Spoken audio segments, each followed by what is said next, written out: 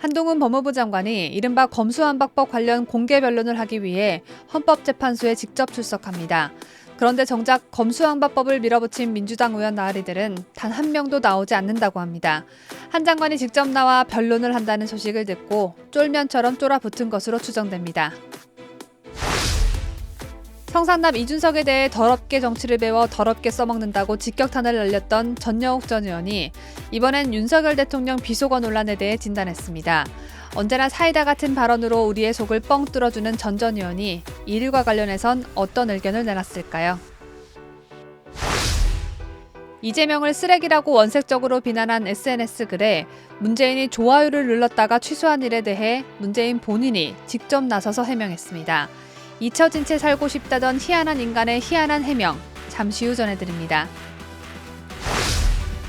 지난 문재인 정부가 우리 대한민국 국민을 무려 6명이나 북한에 방치한 것으로 나타났습니다. 문재인은 대통령을 해먹기 전 인권 변호사로도 활동했었다는데 인권은 국을 끓여 잡수신 걸까요? 지난 문재인 정부 5년간 문재인 패거리들이 내다버린 농산물 양이 5만 톤에 달한 것으로 드러났습니다. 전 정부였던 박근혜 정부에 비해 몇 배를 갖다 버린 것인지, 농산물 수급량 예측을 얼마나 개떡같이 한 것인지 보도합니다. 저는 10초 후에 돌아오겠습니다.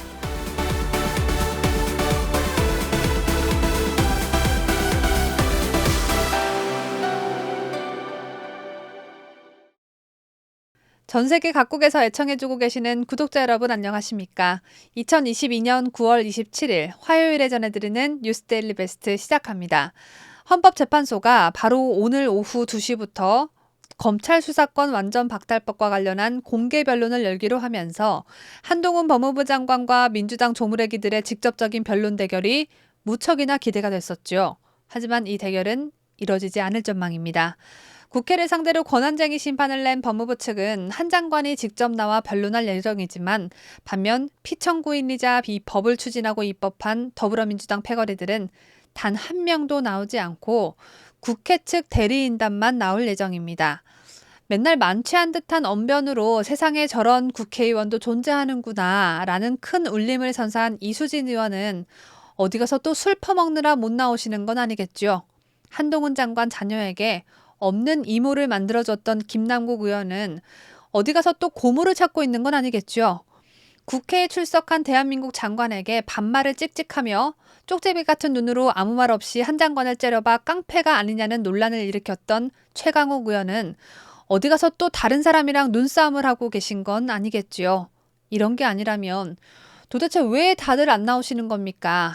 니들이 그렇게 당당하게 밀어붙인 검수완박법이라면 한동훈 장관처럼 직접 나와서 검수완박법이 타당하고 필요한 이유를 재판관 앞에서 구구절절 설명해야 할 것 아닙니까?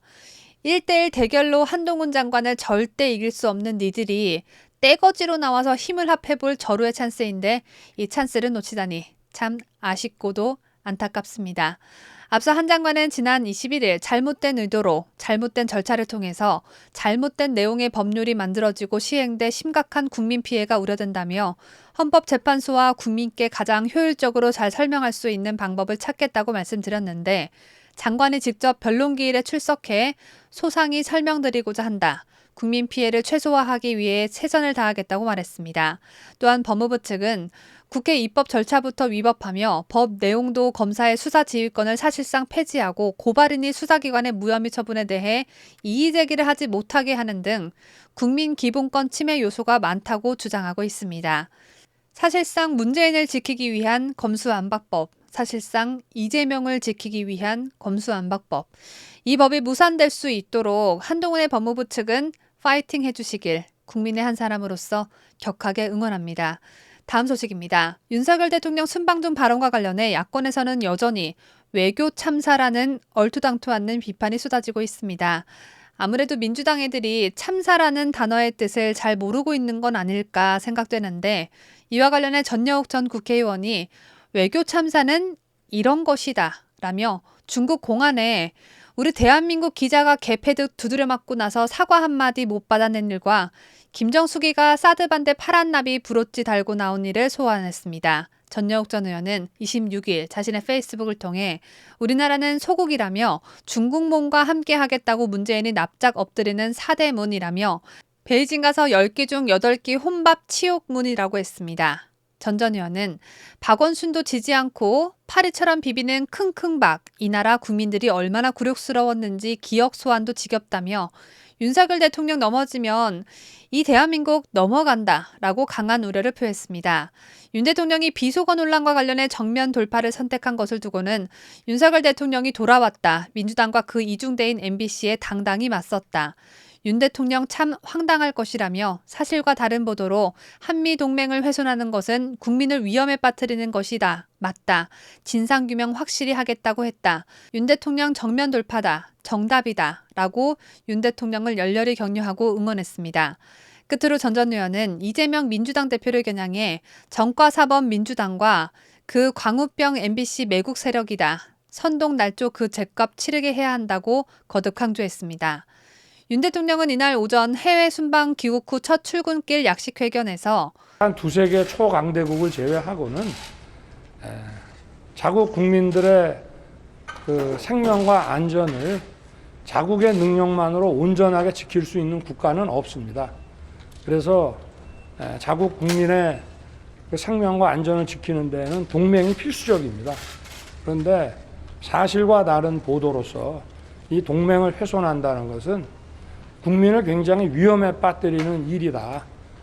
그 부분을 먼저 얘기하고 싶고요. 그와 관련한 나머지 얘기들은 먼저 이 부분에 대한 진상이라든가 이런 것들이 더 확실하게 밝혀져야 된다고 저는 생각합니다. 혹시나 다짜고짜 사과를 하면서 야당에게 지고 들어가는 모습을 보이면 어쩌나 걱정을 많이 했는데 이렇게 정면 돌파를 하는 모습에 저는 안도감을 느낄 수 있었습니다. 잘못한 것도 없는데 사과를 하면 어떻게 되는지 우리는 박근혜 정부 시절 사기 탄핵을 겪으면서 충분히 경험하지 않았습니까? 여권과 야권 간 쓰잘데기 없는 진실 공방 속에 사과가 아닌 진실 규명을 강조한 윤 대통령 참 잘했다는 생각이 듭니다. 다음은 또 보기만 해도 재수가 뚝뚝 떨어지는 김정숙 남편 되시는 분 소식입니다. 문다혜와 세트로 SNS 활동을 활발히 하고 있는 문재인이 26일 자신의 인스타그램 계정에 반려묘 찡찡이와 함께 찍은 사진 3장을 게재했습니다. 잊혀진 채 살고 싶다던 문재인은 평소에도 마치 치매를 앓고 있는 환자와도 같이 강아지와 고양이들과 함께하는 사진을 아무 생각 없이 자주 올리긴 했지만 이번엔 고양이 사진을 올린 이유가 다 있었습니다. 문재인이 공개한 사진 속 고양이는 문재인 본인이 평소 사용하는 태블릿 PC 위에 올라앉아 있습니다. 이런 고양이를 지켜보는 문재인은 트위터에 좋아요를 누르는 범인, 드디어 색출이라는 문구를 적어놨는데요. 문재인이 고양이를 난데없이 범인 취급한 이유는 이렇습니다. 최근 문재인의 트위터 계정이 민주당 내부 인사들을 저격하는 글에 싫어요가 아닌 좋아요를 표시하면서 민주당 지지자들 사이에선 문재인이 어떻게 좋아요를 누를 수가 있냐, 아니다, 잘못 눌러진 것일 거다 라는 진위 논란이 빚어졌습니다. 지난 6월 이재명을 쓰레기라고 비난한 글에도 문재인 트위터 계정이 좋아요를 눌렀다가 취소를 했는데 당시 문재인 측은 언론에 좋아요 버튼을 누른 것이 아니라 눌린 것이라며 단순 해프닝이라고 해명한 바 있습니다. 그리고 어제 그때 그 일은 정말 내가 한 게 아니라 고양이가 이렇게 발바닥으로 누르는 바람에 잘못 눌려진 것이지 내가 진짜 이재명을 쓰레기라고 생각해서 그 의견에 동감하기 때문에 좋아요를 누른 게 아니다 라고 마치 증거를 제시하듯 설명한 것입니다. 이걸 또 일일이 사진까지 올리며 범인, 드디어 색출이라는 유치찬란한 글로 마치 부연 설명을 하듯 해명하고 자빠져 앉아있는 문재인. 여러분은 어떻게 생각하시는지요? 저는 자연스레 해경군 김씨 사건이 떠오릅니다. 과거 해경군 김씨라는 트위터 계정은 노무현 시체 뺏기지 않으려는 눈물, 가상합니다. 걱정 마.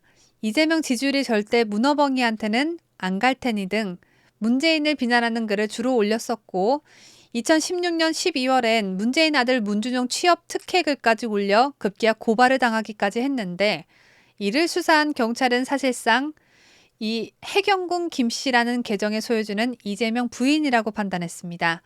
이재명 법적 부인인 김혜경이 영부인 자리가 탐났는지 이재명과 대결 구도에 있던 문재인을 비난하는 활동을 온라인상에서 벌인 것이죠.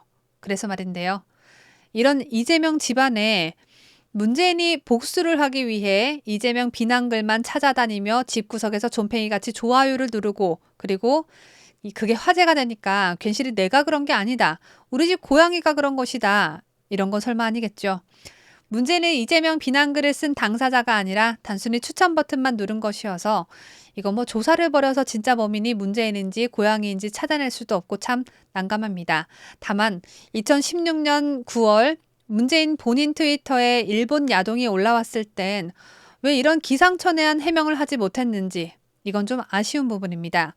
이 야동은 내가 올린 것이 아니다. 우리 집에는 야동 사이트에 들어가서 내 트위터 계정으로 퍼나르기까지 하는 똑똑한 고양이가 있다. 바로 이 고양이가 스스로 야동을 내 트위터 계정에 공유한 것이다. 내가 범인이 아니다. 그때도 이러지 그랬습니까? 현재 양산 대저택에서 한 번도 아니고 몇 번이나 좋아요 버튼을 아주 정확히 누르는 고양이인데 일본 야동 퍼나르기 정도는 기본으로 할 수 있지 않을까요? 할 말이 많지만 시간 관계상 이 소식은 여기까지만 하겠습니다. 이번엔 좀 심각한 소식입니다. 현재 북한이 우리 국민 6명을 억류하고 있으며 문재인은 청와대에 거주하던 당시 북한에 억류된 우리 국민에 대한 송환을 요청조차 하지 않은 것으로 드러났습니다. 지난 25일 국회 외교통일위원회 소속 태영호 의원이 통일부로부터 제출받은 자료에 따르면 북한 뚱땡이 하수인 같은 문재인은 2018년 제3차 남북 정상회담 당시 김정은에게 우리 측 억류자에 대한 송환을 요청하지 않았습니다.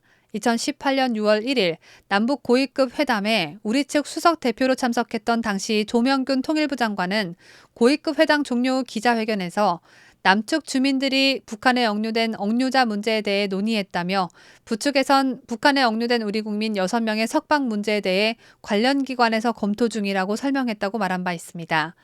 하지만 문재인 정부는 2018년 6월 1일 남북 고위급 회담을 끝으로 임기 4년 동안 이에 대한 문제를 더 이상 제기하지 않았고 이들의 생사조차도 확인하지 않았습니다. 더 어처구니가 없는 건 통일부 관계자는 이에 대한 이유를 남북관계의 경색이라고 설명했다는 것입니다. 한마디로 하늘과도 같은 김정은 수령님께서 문재인이랑 만나주지 않을 정도로 화가 많이 나 계신 관계로 우리 대한민국 국민이 안전하게 잘 살아있는지 물어볼 수가 없었다는 겁니다. 하기야 남한 땅을 밟은 청년들도 강제로 떠밀어 북한으로 다시 되돌려 보내는 악마 같은 인간들인데 오죽하시겠습니까? 차라리 문재인이 사람이 먼저다 라는 말을 쓰지 않았더라면 이렇게까지 화가 치밀어 오르진 않았을 듯합니다. 임기 5년 내내 북한을 위한 짓들만 그렇게 골라서 할 거였으면 사람이 먼저다가 아니라 북한 김정은이 먼저다 라는 캐치프레이즈를 썼어야 사기꾼 소리도 안 듣고 자신이 한 말을 잘 지키는 정직한 사람이구나 라는 평가를 받지 않았겠습니까?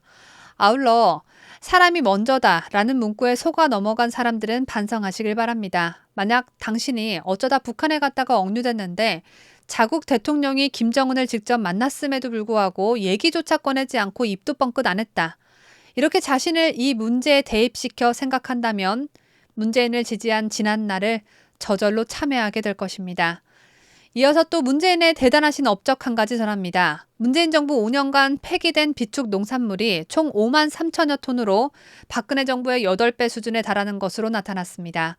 얘네들은 도대체 잘한 일이 돼지 콧구멍만큼은 있는 것인가 라는 생각이 절로 드는데 농산물 폐기에 쓴 비용도 총 105억여 원으로 박근혜 정부 때보다 12배 증가한 것으로 확인됐습니다. 박근혜 정부에서는 식량 폐기를 위해 집행한 금액이 8억 7,700만 원이었는데 머저리 같은 문재인 정부는 105억 3천만 원입니다. 필요하지도 않은 농산물을 사들여 놓고 그 농산물을 버리기 위해 국민 있는 혈세를 허투루 써제낀 것입니다. 정부는 농수산물 유통 가격 안정법, 정부 비축산업 관리 규정 및 농식품부 지침에 따라 국민 생활에서 가격 안정이 요구되는 품목들을 사들여 보관합니다. 이후엔 식량 품목별 수급 동향 및 시장 상황을 파악해 예상 수요량을 결정하고 수급 안정 조치가 필요한 시기에 비축 품목들을 방출하는데 품목은 쌀을 제외한 고추, 마늘, 무, 양파, 콩, 배추 등 8개 농산물입니다. 이러한 농산물들은 오랜 기간 보관해 놓을 순 없으므로 당연히 폐기 처분이 필요하겠죠. 그런데 문재인 밑에서 일한 애들은 수준이 다 문재인이랑 비슷비슷해서 그런지 풍목별 식량 비축 계획을 수립할 때 수급 예측을 정밀하게 진행하지 않았고, 그래서 매년 수천 톤의 식량을 폐기하는 상황을 초래한 것입니다. 문재인을 사랑하는 전라도에선 머리를 대갈빼기라고 하더군요. 그래서 하는 말인데요. 대갈빼기는 폼으로 달고 다닙니까? 제가 준비한 소식은 여기까지입니다. 끝까지 시청해주신 여러분 대단히 고맙습니다.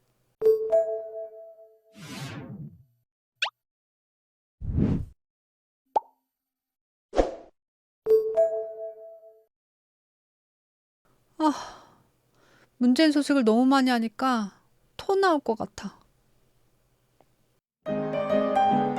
뉴스데일리 베스트는 구독자 여러분의 소중한 구독료를 운영합니다. 여러분의 자발적 구독료 참여를 기다립니다.